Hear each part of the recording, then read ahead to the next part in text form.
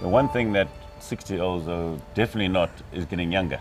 Yeah. But the interesting thing is we all getting smarter if we plan and if we actually educate ourselves. I totally agree. Like, I'm on this little thing now with chatting to people who are just rocking on in their 60s and then finding out a lot of how their life is being based, maybe not even consciously, goes back to philosophical kind of things, you know, about your body is a temple, all that sort of stuff, and don't fret at the small stuff, all that kind of thing, you know.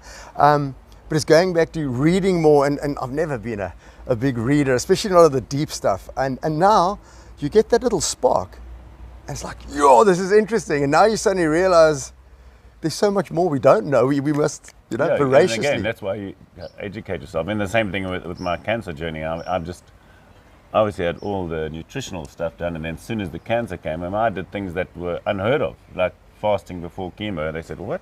Yeah. And then so chemo never affected me. But I learned that from reading books on Shackleton, from reading other books, you know, Yeah. completely different people.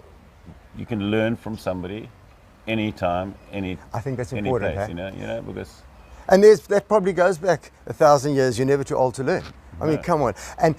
And a couple of the folk I'm chatting to, it comes across almost as cliches. And it's only cliches because it's like a wisdom that has been passed on for and repeated. you should be doing it, yes. But there's a lot of people that don't, you know. The thing is, millions, 80% of the people that aren't doing well. Yeah. There's only 20% do well, you know, and that's the whole thing, is to try and help those 80% that are struggling with, let's say, going into retirement, getting old, getting slower.